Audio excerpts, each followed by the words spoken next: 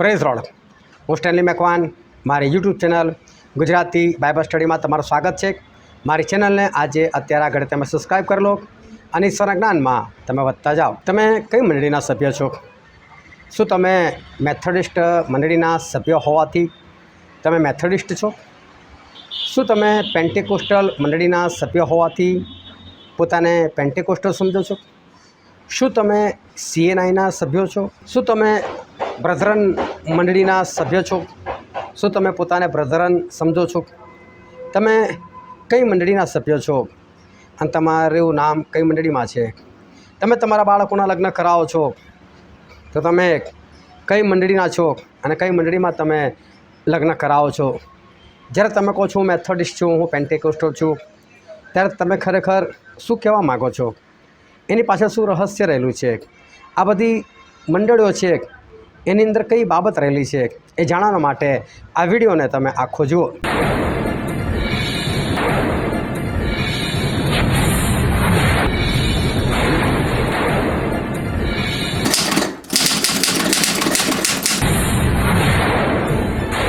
આજે છે 27 તારીખ નવેમ્બર મહિનો 2025 સાલ અને રોજે રોજ વોટ્સએપ પર 10 સવાલ પૂછવામાં આવે છે અને એ 10 સવાલની અંદર 4 ઓપ્શન આપવામાં આવે છે.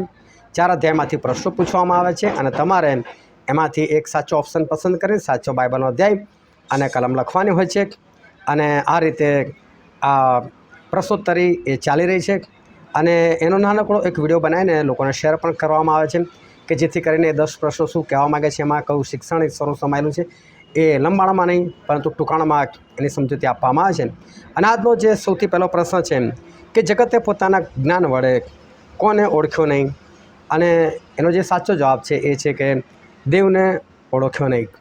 હવે શું છે કે ઈશ્વર જ્યારે પૃથ્વી બનાવી તો એમણે કઈ રીતે બનાવી આપણે બાઇબલના આધારે આપણે જાણીએ છીએ. પ્રભુ શું ફક્ત શબ્દ બોલ્યા કે પૃથ્વી બની જાઓ અને પૃથ્વી બની ગઈ. અને પૃથ્વી બની ગઈ એટલે ચોક્કસ આકારની, ચોક્કસ માપની, કઈ જગ્યા પર નદીઓ, કઈ જગ્યા પર પહાડ, એ રીતે બધું યોગ્ય જગ્યા પર ગોઠવાઈ ગયું અને ઈશ્વરે રીતે બનાવ્યું. ઈશ્વરે કીધું કે આકાશમાં જ્યોતિઓ થાવ, તેઓ વર્ષોના અર્થે થાવ, ઋતુઓના અર્થે થાવ. અને એમણે 2 મોટી મોટી જ્યોતિ બનાવી, એમને પણ મૂકી. તો એનો મતલબ એવો થયો કે ઈશ્વરે જે કંઈ રચના કરી એ શબ્દથી રચના કરી, એ બોલતા ગયા અને એ રચના એ થતી ગઈ. પરંતુ આનું સબૂત કોઈ ના હોય. સબૂત એટલા માટે ના હોય કે ઈશ્વરે કરેલું છે અને ઈશ્વર કદી કોઈને સબૂત આપતા નથી. તમે જો કોલગેટવાળો કોલગેટ બનાવે ને એટલે એના પેકેટ ઉપર, ટ્યુબની ઉપર લખેલું હોય મેન્યુફેક્ચર્ડ બાય, એટલે કે ભાઈ અમે બનાવ્યું છે. કોઈ પણ વ્યક્તિ બનાવે ને એટલે લખે મેન્યુફેક્ચર્ડ બાય, એટલે કે આ અમે કર્યું છે. ઘણા લોકો શું લખે ખબર? અમારી બીજું કોઈ શાખા નથી, એટલે અમે એકલા જ છે, આ બનાવનાર અમે એકલા જ વ્યક્તિ છે. પરંતુ પ્રભુ તો આમાંનું કશું જ નથી લખતા. ના એવું લખે છે કે અમારી કોઈ બીજી શાખા નથી, ના એવું લખે છે કે મેન્યુફેક્ચર બાય ગોડ, કશું જ નહીં. એ તો ઓપન ચેલેન્જ આપે, તમારે થાય તો મારા જેવું કરી બતાવો. નથી કરી શકતા માણસો. અને માટે માણસોના હાથની એ વસ્તુ નથી, એટલે એ કોઈને સબૂત નથી આપતા. માનવું હોય તો માનો, ના માનવું તો નહીં. હવે તમે એવું કહો કે ભાઈ અત્યારે વાદળા આવ્યા હોય, સૂરજ દેખાતો ના હોય અને તમે કહો સૂરજ તું મને દેખાય ને તો જ હું માનું કે તું છે ને, તો હું તો માનતો જ નહીં તને. તો સૂરજ શું ક્રોધમાં આવીને તમને દેખાડો, જો આવી ગયો, અને એવું થાય તો તમારી હાલત શું થાય? ઈશ્વર અને ઈશ્વરની રચના એ કદી પોતાનું સબૂત આપતા નથી કે અમે લોકો છે જ. અને એટલે પ્રભુ કહે છે કે જે દેવ પાસે આવે છે તેણે વિશ્વાસ કરવો જોઈએ કે દેવ છે જ. હિબ્રુ 11:6. અને જે કોઈ તેની પર વિશ્વાસ કરીને વિશ્વાસથી માગે છે તેને ફળ પણ આપે છે. એવો વિશ્વાસ કરવો જોઈએ, બાકી સબૂત પ્રભુ નથી આપતા. હવે જગતે પોતાના જ્ઞાન વડે દેવને ઓળખ્યા નહીં. એટલે જગતનું જ્ઞાન કેવું છે? એની પાસે કોઈ સબૂત ના મળ્યું કે પૃથ્વી કઈથી આવી. અને પાછું ધર્મમાં માનવાનું નહીં, આધ્યાત્મિકતામાં માનવાનું નહીં. એટલે પોતે પોતાને તે નક્કી કરી નાખ્યું કે ફક્ત સૂરજ એકલો હતો અને સૂરજની અંદર મોટો ધડાકો થયો, એના બધા કણ છૂટા પડ્યા, એ બધા કણ એકબીજાની સાથે જોડાઈ ગયા અને એ ઠંડુ પડ્યું એટલે પૃથ્વી બની ગઈ. અલા વાત બરાબર છે, અમે તમારી વાત પર ચલો વિશ્વાસ કરવાનો પ્રયત્ન કરીએ. બહુ ઓછું ધડાકો થવાનું કારણ તમને ખબર પડી. અને સૂરજમાં ધડાકો થયો, સૂરજ કઈ થાય? એનો જવાબ છે તમારી પાસે. બસ આડેધડ ઠોકાઠોક કરી નાખવાની અને બધા કણ છૂટા પડીને ફરી પાછા ભેગા બી થઈ ગયા. અને ચલો ભેગા તો થઈ ગયા, પણ આટલો સુંદર ગોળ એક આકાર બની ગયો. અલા કંઈક તો મોં માથાવાળી વાત કરો તો આપણે માનીએ. સ્કૂલમાં આવું બધું શીખવાડવામાં આવે. ફરી પાછો ધડાકો થયો અને પછી આ બધા પશુ પક્ષીઓ બન્યા, ધડાકો થયો, જીવ અસ્તિત્વમાં આવ્યો, ધડાકો થયો અને લીલોતરી અસ્તિત્વમાં આવી, અને એ જીવ બનતા બનતા વાંદરો બન્યો અને એની પૂંછડી ઘસાઈ ગઈ અને પછી માણસ બની ગયો. લો, આટલા બધા ધડાકા જ થતા કર્યા. એટલે જગત છે ને પોતાના જ્ઞાન વડે કદી દેવને ઓળખી શકવાના નથી. તમે સાયન્સનું માનો ને તો તમે કદી પણ દેવને ના ઓળખી શકો. દેવને અને સાયન્સને કોઈ લેવા દેવા છે જ નહીં. સાયન્સ એના આધારે ચાલે છે, સબૂતોના આધારે, લોજિકના આધારે, અને ઈશ્વર ચાલે છે એમના મનના આધારે. બસ ઈશ્વર શક્તિમાન છે, એ ચાહે તે કરી શકે છે. એટલે જગત વડે તમે કદી પણ ઈશ્વરને ઓળખી શકતા નથી. જગતના જ્ઞાન વડે ઈશ્વરને ના ઓળખી શકાય. જગતને ઓળખવું હોય તો તમને ઈશ્વરની જરૂર પડે, અને ઈશ્વર દ્વારા તમે જગતને ઓળખી શકો, પણ જગતના જ્ઞાન દ્વારા તમે ઈશ્વરને ના ઓળખી શકો. આ જ્ઞાન છોડવું પડે.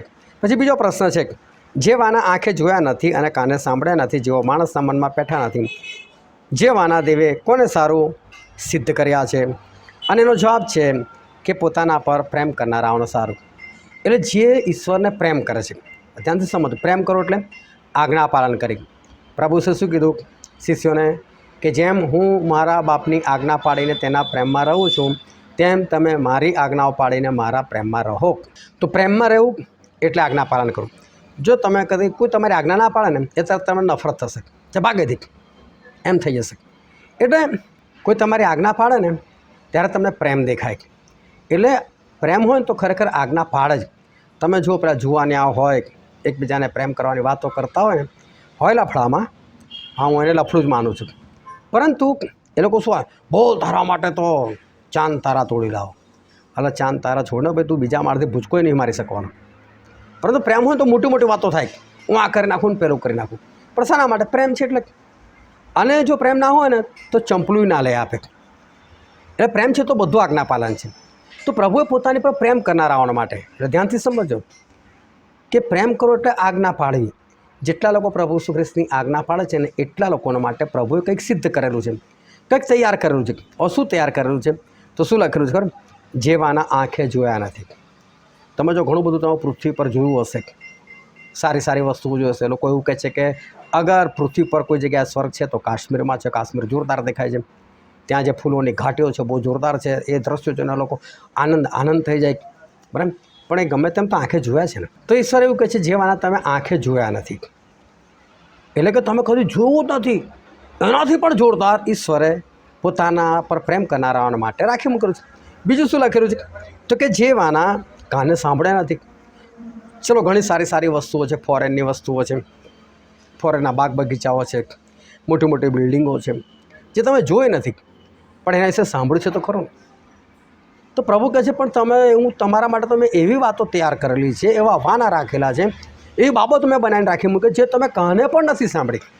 હવે વિચાર કરો, એ બધી વસ્તુઓ કેવી જોરદાર હશે જે કાને સાંભળી નથી. પણ હજુ એનાથી મોટી વાત શું કહે છે કે જેવો માણસના મનમાં બેઠા નથી. હવે કોઈ બે ભાઈઓ હતા ને, એમના મનમાં બેઠું, પક્ષીઓ ઉડે છે તો આપણે કેમ નહીં? તો મનમાં બેઠું તો પ્લેન બનાવી દીધું. જો એનો મતલબ મનમાં બેસે ને એ વસ્તુ અસ્તિત્વમાં પણ આવી જાય. પણ વિચાર કરો કે જે તમારા કલ્પનામાં પણ નથી, જેની તમે કલ્પના પણ નથી કરી શકતા, એવી બાબતો ઈશ્વરે પોતાની પર પ્રેમ કરનારાઓને માટે, એટલે આજ્ઞા પાડનારાઓને માટે રાખી મૂકેલી છે. એટલે સ્વર્ગ જે પ્રકટીકરણમાં લખેલું છે ને, એ તો યોહાને પોતાના શબ્દોમાં લખેલું છે. બાકી તમે જોશો ને ત્યાં તમને એવું લાગશે કે આ યોહાને લખેલું છે ને ખરેખર શું છે, કેટલું જોરદાર છે આ તો. એટલે ઈશ્વર જે આપણા માટે તૈયાર કર્યું છે ને, અદ્ભુત વસ્તુ છે. તમે આ પૃથ્વી પરની વાતો પર ખોવાઈ ના જાઓ ને, પૃથ્વી પરના વાનાઓમાં પ્રેમ ના કરો, પરંતુ ઈશ્વરને પ્રેમ કરો, ઈશ્વરની આજ્ઞા પાડો, અને આ પૃથ્વી કરતાં જે અદ્ભુત ઈશ્વર આપણા માટે રાખી મૂકેલું છે ને એના ભાગીદાર બનો. પછી ત્રીજો પ્રશ્ન છે, એક કહે છે હું પાઉલનો છું અને બીજો કહે છે હું અપોલોસનો છું, ત્યારે તમે કોની પેઠે બોલતા નથી? હવે એનો ખરેખર જવાબ એવો છે કે ખબર નહીં, પરંતુ મેં છે ને આખી બાઇબલની કલમ બેઠી મૂકી દીધી. બાઇબલની કલમ એવું કહે છે, એક કહે છે કે હું પાઉલનો છું અને બીજો કહે છે કે હું અપોલોસનો છું, ત્યારે તમે માણસની પેઠે બોલતા નથી. એટલે ખરેખર કોઈ પ્રશ્ન નથી કર્યો તો માણસની પેઠે બોલતા નથી. એ શું કહેવા માગે છે કે માણસની પેઠે બોલો છો, તમે તો માણસની પેઠે બોલો છો, તો તમે કોની પેઠે બોલતા નથી? તો મોટા ભાગના લોકોનો પ્રશ્ન અને એનો જવાબ આ ત્રીજા નંબરનો આજે ખોટો પડે. મોટા ભાગના લોકોએ માણસની પેઠે લઈ. બસ ફક્ત તમારે કલમ છે ને ધ્યાનથી વાંચીને સમજવાની હતી કે પાઉલ પ્રેરિત શું કહેવા માગે છે. અને હવે તો ખાસ ધ્યાન રાખજો કે હવે જે પત્રો શરૂ થયા છે ને એમાં બી આ પાઉલ નામ છેક ફિલેમોન સુધી, તો પાઉલની ભાષા અદ્ભુત છે ને ખતરનાક છે. આના માટે બહુ જ ધ્યાનથી વાંચવું પડશે. તમે વાંચશો ને તોય ના સમજ પડે એવી ભાષા છે. કેમ કે પાઉલે લખેલું જબરજસ્ત પવિત્ર આત્માથી ભરાઈને લખેલું છે. હવે દાખલા તરીકે કોઈ માણસ છે ને કૂતરા જેવો હોય, લડ જ કરતો હોય, ભસ્યા જ કરતો હોય, તો આપણે ના બોલે ને કે હું તને કૂતરો કહું છું બરાબર નથી, તો શું કૂતરો છે? પણ આપણે બોલ્યા છે, પ્રશ્ન કર્યો છે, પણ શું એ પ્રશ્નો ખરેખર આપણે જવાબ માંગે છે? આપણે એવું કહેવા માંગે તું તો કૂતરા જેવો છે. એવી રીતે આ કલમ જે છે એને કોઈ પ્રશ્ન નથી. તો પાઉલ પ્રેરિત કહેવા માગે છે કે કહે છે કે હું પાઉલનો, અને બીજો કહે છે કે હું અપોલો છું. ત્યાં તમે કોને પેઠે, તમે માણસની પેઠે બોલતા નથી, એ તો માણસની જેમ બોલો છો તમે, એમ કહેવા માગે છે. પણ મેં બેઠી કલમ મૂકીને લોકોએ મોટા ભાગે ભૂલ કરી નાખી. બહુ ઓછા લોકોને સાચા પડ્યા, પરંતુ લોકો આની અંદર માર ખાઈ ગયા. પરંતુ અહીં જે ખરી વાત છે સમજવાના, તો મેં પ્રશ્નો કઈ રીતે છે એનો જવાબ આપ્યો. આ પ્રશ્ન એના કલમ શું કહેવા માગે છે. હવે શું થયેલું કે કેટલાક લોકો પાઉલ દ્વારા વિશ્વાસમાં આવેલા, કેટલાક લોકો કેફા એટલે પિત્તર દ્વારા વિશ્વાસમાં આવેલા, કેટલાક અપોલોસ દ્વારા વિશ્વાસમાં આવેલા, અને કેટલાક હતા એ લોકોને ડાયરેક્ટ વળી કે દર્શન થયું છે પ્રભુનું, એટલે પ્રભુ દ્વારા ડાયરેક્ટ વિશ્વાસમાં આવ્યા. કાં તો પછી એવા બી હોય કોઈના દ્વારા વિશ્વાસમાં આવ્યા હોય, પરંતુ પછી એની સાથે બગડેલું હોય, તો કે જાઉં હું તો પ્રભુનો છું કે છે. તો આ લોકો વાતો શું કરતા હતા ખબર?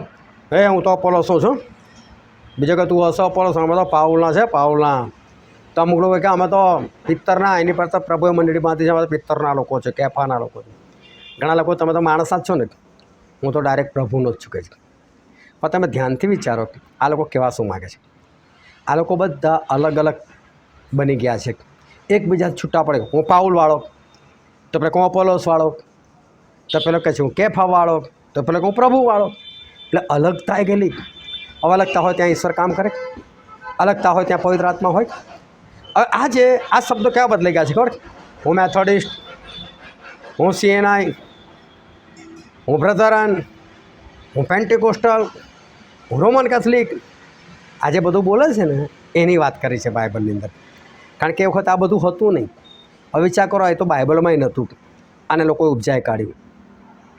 આ બધી મંડળીઓ કોઈક ને કોઈક માણસોએ સ્થાપેલી છે, અને એ મંડળીના તમે સભ્યો છો, અને સભ્ય બનીને તમે પોતાની જાતને કબૂલ પણ કરો છો કે તમે કબૂલ પણ કરો છો કે હું મેથોડિસ્ટ છું, તો તમે અલગ થઈ ગયા છો પ્રભુથી. તમે પ્રભુના નથી રહ્યા. અને તમે એવું કહેતા કે હું ડાયરેક્ટ પ્રભુનો છું, તો પણ તમે પ્રભુના નથી. કારણ કે તમે આ લોકોથી પોતાની જાતને અલગ કરો છો, તમે તમારો પક્ષ ઊભો કરો છો. એટલે આ બધી મંડળીઓ છે ને, એ મંડળીઓએ પોતપોતાના પક્ષ ઊભા કરેલા છે. અને જેટલા બી પક્ષ ઊભા થયા છે ને, એ પક્ષ ઊભા કરનારા હું તમને કહું કોણ છે? શૈતાની છે. આ પક્ષ ઊભા કરનારા શૈતાની છે.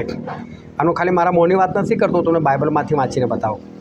અને યહૂદાનો પત્ર તેનો એક જ અધ્યાય છે, અને તેની 17મી કલમ.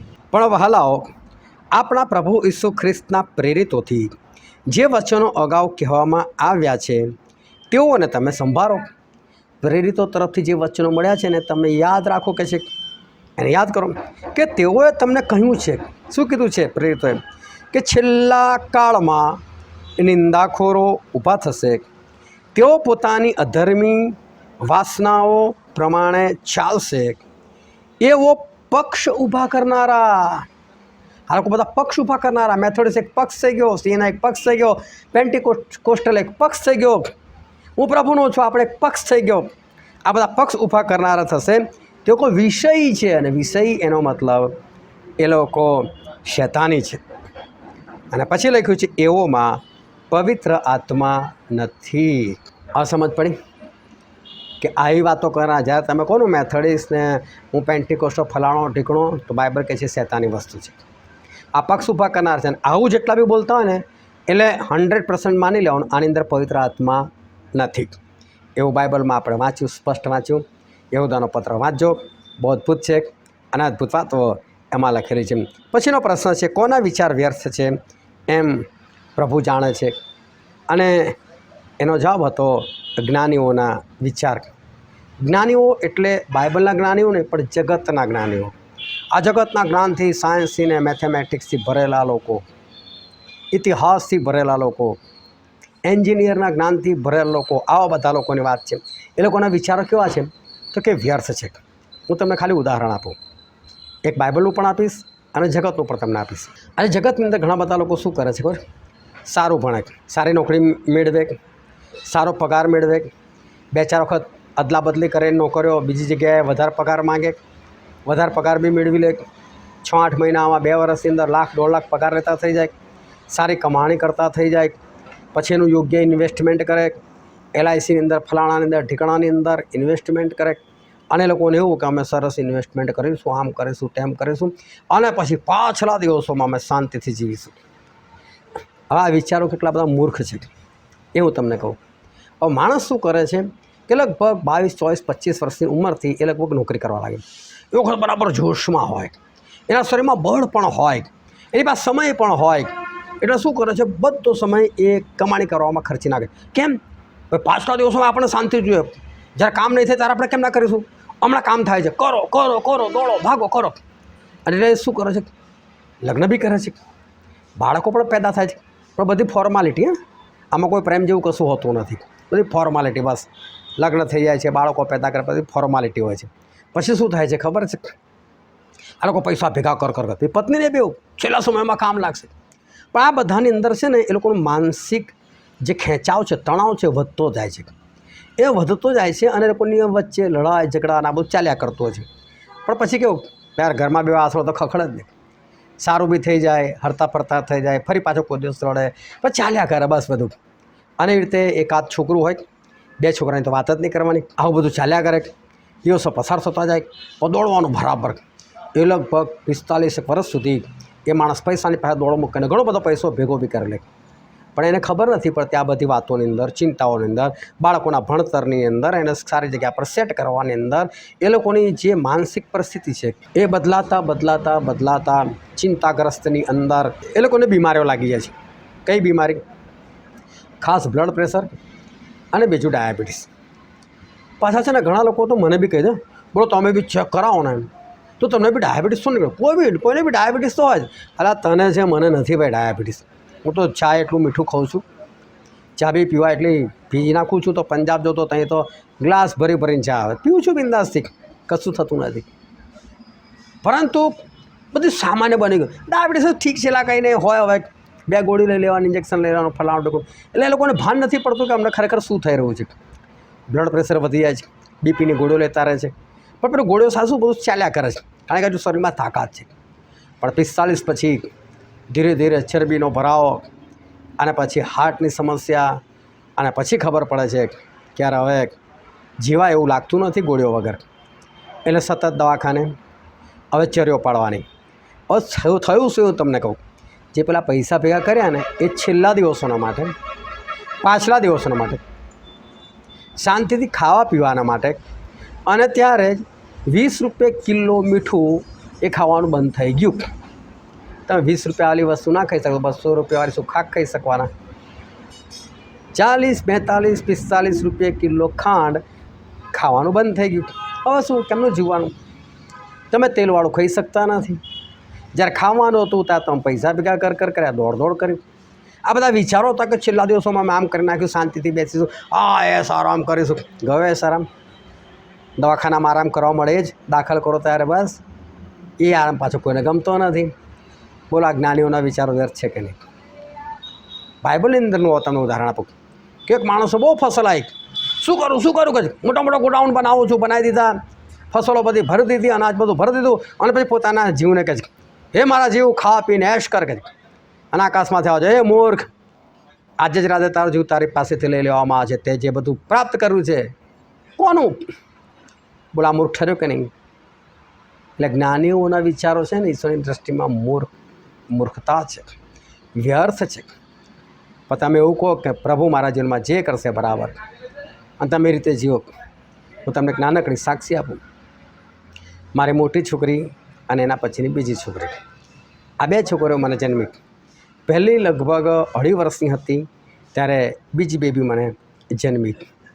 બીજી બેબી જન્મી એના 2.5 વર્ષ પછી ત્રીજી પ્રેગ્નન્સી રહી, અને એ પ્રેગ્નન્સી મને ઈશ્વરે કીધેલું હતું કે હું તને બાબો આપીશ, અને એ પ્રમાણે પ્રેગ્નન્સી રહેલી હતી. અને ડિલિવરી હજુ થવાની હતી. ડિલિવરી આવી જુલાઈની અંદર, જુલાઈ 20ની અંદર, અને હું તમને વાત કરું છું એપ્રિલ મહિનાની અંદર કે એ ડિલિવરી આવવાના 3-4 મહિના પહેલાં ઈશ્વરે મને એવું કીધું, મારો ધંધો બહુ સારો ચાલતો હતો, સાથે ઈશ્વરની સેવા પણ ચાલતી હતી. આ હું વાત તમને કરું તો 2003ની, અને એ સમય ઈશ્વરે મને એવું કીધું તારો ધંધો બંધ કર. અને 2003માં મારી આવક 30,000 થી 35,000ની હતી, અને દિવાળીના સમયમાં એ આવક મારી 50,000 સુધી પહોંચી જતી હતી. અને ઈશ્વરે મને એવું કીધું કે આ ધંધો બંધ કર, ફક્ત મારા એકલાની સેવા કર. એપ્રિલ મહિનો, 3જી ડિલિવરી આવવાની હતી, અને મેં બધું બંધ કરી દીધું. અને ત્યાર પછી ઘણા વર્ષો સુધી મને નાણાકીય ઘણી બધી સમસ્યાઓ મને નડી, પણ મેં કદી કોઈની આગળ હાથ ના ફેલાવ્યો. જેટલું હતું એટલામાં જ મેં ચલાવ્યું. બરાબર. ભવિષ્યની ચિંતાઓ હોય, શું થશે ભવિષ્યમાં, 2 બાળક છે, ત્રીજો આવવાની તૈયારીમાં છે, કેમના જીવીશું, ભણાવીશું કેમના, છેલ્લા સમય માટે ભેગું કેમનું કરવાનું, કમાણી નથી, કશું નથી, શું કરીશું. પણ આ બધા વિચારો છે ને વ્યર્થ છે. જ્યારે ઈશ્વર તમને કહેતા હોય ને ઈશ્વર તમને ખાતરી આપતા શું ના થાય. અને આજે મારી ઉંમર 57 વર્ષની છે. બસ આજે 27મી તારીખ છે નવેમ્બર, ડિસેમ્બર 26 આવશે ને એના પછી જાન્યુઆરી 26 આવશે, ત્યારે મારા 58 પણ પૂરા થઈ જશે. પરંતુ ના કોઈ બીમારી, ના કોઈ ભવિષ્યની ચિંતા. સરસ. આજે તમે વિડીયો જુઓ છો એ મારા ઘરનું ટેરેસ છે, અને તમને લીલોતરી દેખાતી હશે. મારે ચારે બાજુ બધું ખુલ્લું છે, અને મારી સામે જે બાજુ મારું મોઢું છે એ સામે પાવાગઢ છે, અને પાવાગઢ મને દેખાય શુદ્ધ હવા છે. ગાડી વસ્તીથી અલગ મારું ઘર છે, શાંતિ છે, આનંદ છે. પરંતુ એ વસ્તુ કમાણીની અંદર જ્યારે તમે કરો છો, ભેગું કરો છો, પણ તમે ઈશ્વર વગર કરો છો તો કશું થતું નથી. અને ઈશ્વર વગર તમે જ્ઞાન દોડાવો છો ને ત્યાં તમારું જ્ઞાન કામમાં નથી આવતું. એટલે નીતિવચન 3 અને 3 થી 5 વાંચો ત્યાં લખેલું છે કે તારે અક્કલ પર ભરોસો ના રાખે છે, પણ ઈશ્વરની બીક રાખે છે, ઈશ્વરની પાછળ ચાલ. તો જ્ઞાનીઓના વિચારો ઈશ્વરની નજરમાં વ્યર્થ છે. પછીનો પ્રશ્ન છે, કોરિન્થમાંની કોની મંડળી? તો આ વચ્ચે હું તમને બાઇબલમાંથી વાંચીને જ બતાવું. 1 કોરિન્થી 1લો અધ્યાય 1લી અને 2જી કલમ. કોરિન્થમાંની દેવની મંડળી. એટલે મંડળી કોની છે? દેવની. રજાબ હતો. કોરિન્થમાંની કોની મંડળી? તો કે દેવની મંડળી. હવે લોકોને છે ને મંડળી શું છે ખબર નથી, પણ દેવની મંડળી એટલે મંડળી એટલે શું અને કેવા લોકો? તો જો આગળ વાંચું છું. જેઓને ખ્રિસ્ત ઈસુમાં પવિત્ર કરવામાં આવેલા છે, જેઓને સંતો થવાને તેડવામાં આવેલા છે, તેઓ તથા જેઓ હર કોઈ સ્થળે આપણા પ્રભુ એટલે તેઓના તથા આપણા પ્રભુ ઈસુ ખ્રિસ્ત નામે પ્રાર્થના કરે છે તે સર્વજોગ. મંડળી એટલે બાઇબલ એવું કહેવા માગે છે જેઓને ખ્રિસ્ત ઈસુમાં પવિત્ર કરવામાં આવ્યા છે એવા લોકો. મંડળી એટલે નહીં તમે જે ચર્ચમાં જાઓ છો તો તમે મંડળીના સભ્ય થઈ ગયા. આ ઈશ્વરની મંડળીની વાત છે, દેવની મંડળીની વાત છે. અને દેવની મંડળીમાં કેવા લોકો? ભલે તમે તમારી જાતને કહો દેવની મંડળીનો, પણ દેવની મંડળીમાં તમે ક્યારે છો? કે જ્યારે તમે પ્રભુ ઈસુના નામમાં તમને પવિત્ર કરવામાં આવ્યા હોય તો. બીજી બાબત કે સંતો થવાને તેડવામાં આવેલા. તમને તેડવામાં કેમ આવે? સંત થવાના માટે, શુદ્ધ થવાના માટે, પવિત્ર થવાના માટે. પણ તમે જગત નાવાનો, પહેરવા, ઓળવા, હરવા ફરવામાં તમે મસ્ત હો ને તો એનો મતલબ તમે તેડાયેલા નથી. તમને સંત થવાના માટે બધું છોડીને તમારી સ્વર જેવા થવાનું છે. એના માટે જે લોકોને તેડવામાં આવેલા છે એવા લોકો. અને ત્રીજું લખેલું છે કે જેઓ હર કોઈ સ્થળે શું કરે છે? એ લોકો પ્રભુ ઈસુના નામની પ્રાર્થના કરે છે. આ મને કેવો અનુભવ થયો છે કે આ જે લોકો પ્રશ્નનો જવાબ આપે છે, હું અત્યારે તો એ લોકોની જ વાત કરવા માગું છું કે એ લોકો જ્યારે કોઈ જગ્યાએ બહાર જતા હોય છે તો લોકોને જવાબ આપવાનો સમય બદલાઈ જાય છે. કેમ? અમે બહાર હતા. એનો મતલબ બહાર તમે જે બાબત માટે ગયા ને એ તમારા માટે પ્રભુ કરતાં મોટી વાત બની ગઈ, અને તમે એને પહેલાં સ્થાન આપ્યું, અને તમે પ્રશ્નો જવાબ એ દિવસે લેટ આપ્યો. તમે ઘરના કોઈ કામકાજની અંદર તમે ફસાઈ ગયા, અને માટે તમે તમારો સમય બદલી નાખ્યો, અને તમે કોઈ બીજા સમયે તમે જવાબ આપ્યો. એનો મતલબ પ્રભુ તમારા માટે પહેલાં નથી. અમે મેરેજમાં ગયેલા, આ વેકેશનની અંદર ઘણા લોકો વેકેશનમાં ગયા જવાબ ના આપી શક્યા. બોલો, કેટલીક સ્ત્રીઓ પિયરમાં ગઈ અને પછી ત્યાં આગળ જવાબ ના આપી શકે. એટલે શું? એનો મતલબ પ્રભુ તમારા માટે કશું જ નથી. હવે આવા લોકો થોડા મંડળીમાં હોય. મંડળીમાં તો કેવા લોકો છે? જે લોકોને સંત થવાના માટે તેડવામાં આવેલા છે. એ લોકોને ખબર છે કે ભાઈ અમારે આ બધું છોડીને અમારે અલગ થવાનું છે. એવા લોકો. શું તમે આવા લોકો છો? કોઈ વાંધો નહીં, નથી તો બની જાઓ. એ દેવની મંડળી છે, અને એવા લોકો દેવની મંડળીના સભ્ય છે. જે લોકો કોઈ પણ સ્થળ હોય ને, હું એવું નથી કહેતો તમે લગ્ન પ્રસંગમાં ના જાઓ, પણ ત્યાં પણ પ્રભુ તમારા માટે પહેલાં હોવા જોઈએ.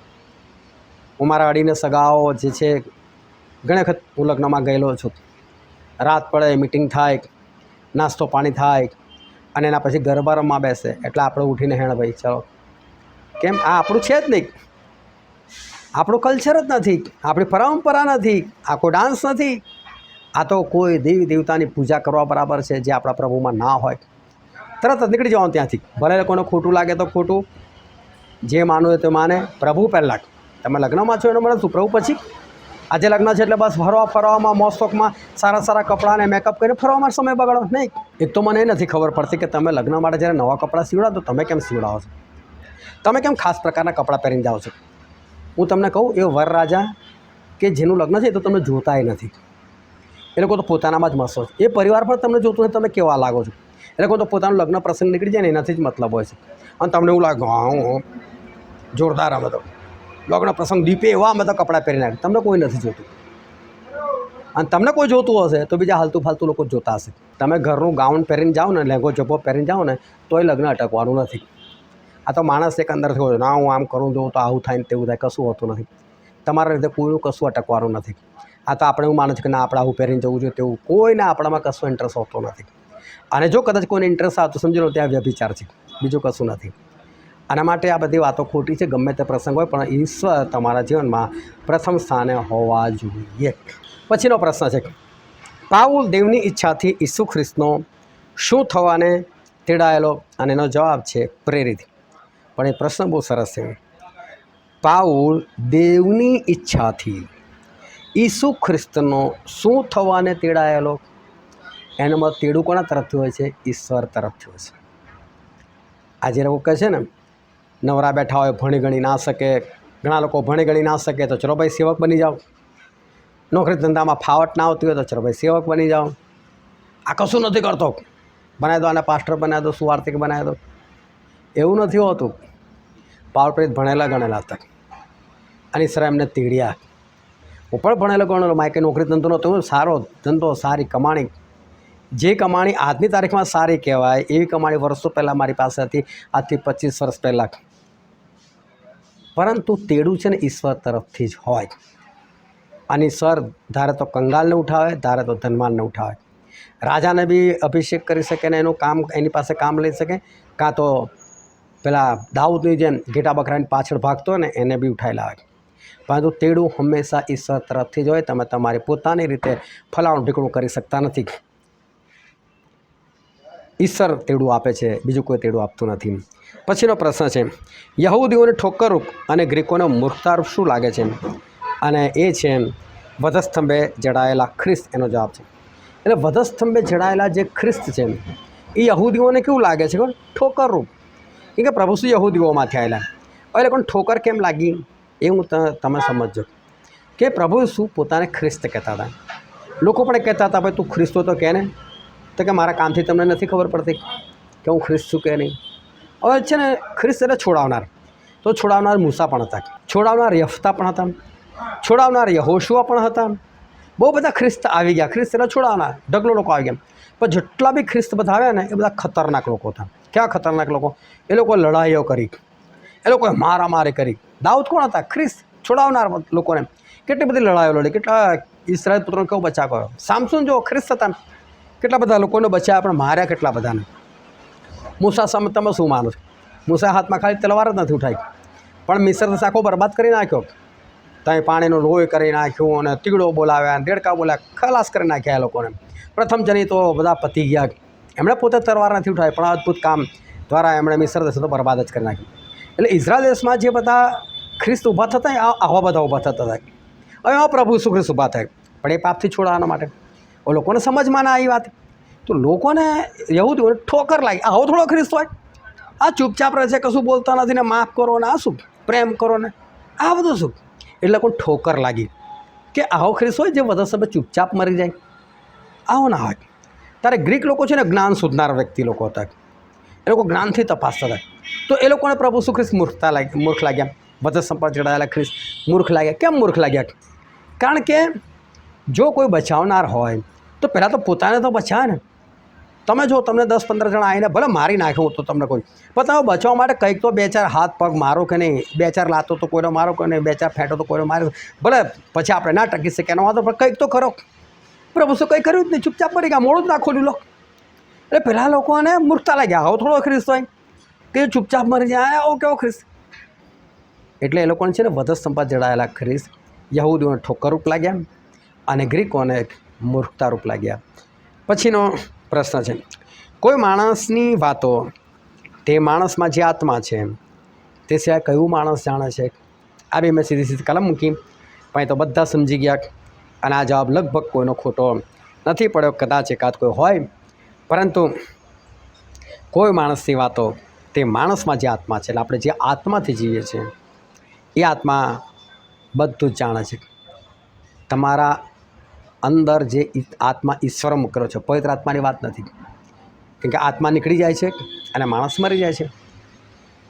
સભા શિક્ષક 12મો અધ્યાય 7મી કલમ, અગાઉ જેવી ધૂળ હતી તેવી પાછી ધૂળ થઈ જશે ને જે આત્મા દેવે આપેલો હતો તે પાછો દેવની પાસે જતો રહેશે. એટલે જ્યારે આત્મા માણસમાંથી નીકળી જાય શરીરમાંથી, એટલે પછી વાર્તા ખલાસ જાય, માણસ મરી જાય. પાઉલ પ્રેરિત કહે છે કે આ પણ સર્વને, બીજો કોરિન્થી 5મો અધ્યાય 10મી કલમ, કે આ પણ સર્વને આપણે શરીરમાં રહીને જે કંઈ કામ કર્યા હશે તેનું ફળ પામવાને દેવના ન્યાયાસન આગળ ઊભું રહેવું પડશે. શરીરમાં રહીને કોણે કામ કર્યું? તો આત્માએ. તો આ પવિત્ર આત્માની વાત નથી, આપણે જે આત્માથી જીવે છે ને એ આત્માની વાત. એ આત્મા માણસની અંદરની બધી વાતો જાણે છે. મારી અંદર જે છે એ કોઈ ના જાણી શકે, ના પત્ની, ના બાળકો, કોઈ જ નહીં. પરંતુ આત્માને બધું જ ખબર હોય કે આ કેવો છે, કેવું છે, એનો સ્વભાવ શું છે, બધું જ એને ખબર હોય. કઈ કઈ ઘટના એની સાથે બની ગઈ એ બધું જ એને ખબર હોય. અને માટે આપણા આત્માને, એટલે માણસના આત્માને માણસની બધી વાતો એ ખબર હોય છે. પછીનો પ્રશ્ન છે, પાઉલે રોપ્યું, અપોલોસે પાણી પાયું, પણ કોણે વૃદ્ધિ આપી? તો એનો જવાબ છે કે દેવે વૃદ્ધિ આપી. હવે પહેલાં એક સાંસારિક ઉદાહરણથી તમને આ વાત સમજાવું કે ખેડૂતોને એ ખેતર ખેડે, પછી અંદર બીજ નાખે, પછી અંદર એ પાણી નાખે, પછી ખાતર પણ નાખે. પણ કદી તમે એવું જોયું કે ચલો મેં બીજ નાખ્યું છે, મેં ખાતર નાખ્યું છે, મેં પાણી નાખ્યું છે, 15 દિવસ થયા, ચલો હું જઉં ને ફણગો ફોડીને આવું, અને પછી બધા દાણા પાસ જાય ને કશું કરીને ફણગો બહાર ફોડીને આવે? કદી બન્યું? કદી કોઈ ખેડૂત એવું ચલો હું પાંદડા અને આકાર આપીને આવું, ચલો એને થોડો મોટો કરીને આવું, 15 દિવસ થયા, હજુ આટલો છે તો થોડો ખેંચીને મોટો કરી આવું? કદી એવું જોયું? વૃદ્ધિ કોણ આપે છે? દેવ આપે છે. અને માટે લોકો રોપે છે ખરા, પાણી ખાતર એ બધું થાય છે ખરું, પણ વૃદ્ધિ કોના તરફથી? ફક્ત દેવ તરફથી. હવે અહીંયા આત્માની વાત છે. હવે અહીંયા જે જમીન છે ને એ જમીન એ માણસ પોતે છે. પ્રભુ શું ના કીધું કે વાવનાર વાવવાના માટે ગયો, કિનારે પડ્યા? હવે કોઈ વાવનાર કે કિનારે બી નાખે? કદી ના નાખે. પણ આ સેવકની વાત છે. ઈશ્વરનો સેવક એ બીજ નાખે છે. બીજ એટલે પ્રભુનું વચન, એ માણસના હૃદયની અંદર જાય છે. પછી એ જમીન જો કિનારા જેવી હોય ને તો એને કશું ઉગે નહીં. પછી બીજી જમીન પથ્થરવાળી હોય તો ઉગે ખરું, પણ તરત ચીમડે જાય.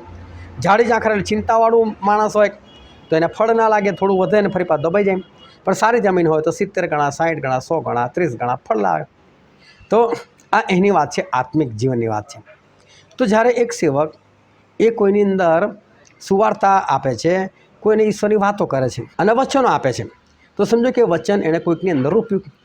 તો બીજો કોઈ સેવક આવીને એને હજુ વધારે આગળ વધારવાનો પ્રયત્ન કરે છે અને વધુ આગળ શીખવાડે છે, તો એનો મતલબ એણે પાણી પાયું કહેવાય, ખાતર નાખ્યું કહેવાય. પરંતુ એ બીજ વધારવાનું કોના હાથમાં છે? ઈશ્વરના હાથમાં છે. હવે જે તે વ્યક્તિ ઈશ્વરને પ્રાર્થના કરશે તો ઈશ્વર એને વૃદ્ધિ આપશે. પણ કોઈ માણસ સેવક એ જઈને એને વૃદ્ધિ આપી શકતો નથી. સેવકનું કામ શું છે? પ્રચાર કરવાનો, સુવાર્તા આપવાનો, પાણી પાવાનું, પણ વૃદ્ધિ ફક્ત દેવ તરફથી હોય છે. અને આજનો છેલ્લો પ્રશ્ન છે, તમે ખ્રિસ્તના છો અને ખ્રિસ્ત કોનો છે? અને એનો જવાબ છે ખ્રિસ્ત દેવનો છે. ખ્રિસ્ત એટલે બચાવનાર. શું કોઈ માણસે બાઇબલ વાંચીને જોજો એવી કદી પ્રાર્થના કરેલી કે પ્રભુ અમને ખ્રિસ્તની જરૂર છે, તમે જલ્દી ખ્રિસ્તને મોકલો, અમને પાપોથી આઝાદ કરે, અમારા માટે કોઈ જીવ આપે એવા વ્યક્તિને અમને જરૂર છે? ના. ઈશ્વરે પોતે નક્કી કર્યું, હું પોતે જઈશ, હું મારો જીવ આપીશ, હું મારું લોહી વેવડાવીશ અને હું લોકોને બચાવીશ. એ રીતે ઈશ્વર પોતે નક્કી કરેલું. એટલે આ જે ખ્રિસ્ત છે એ દેવનો, એટલે કે દેવે ખ્રિસ્ત આપણને આપ્યા. પ્રભુ ઈસુ ખ્રિસ્ત એટલે કે બચાવનાર, એ દેવ તરફથી આવ્યા, એટલે કે હું દેવમાંથી નીકળીને આવ્યો છું. અને માટે ખ્રિસ્ત કોના છે? તો કે દેવના. એટલે ખ્રિસ્ત આપણા નથી એવું નથી કહેવા માગતા, પણ ખ્રિસ્ત દેવે આપણને પૂરા પાડ્યા છે એ કહેવા માગે છે.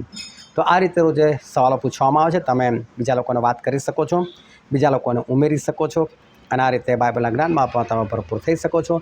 ઈશ્વર તમને આશીર્વાદ આપે. આમીન.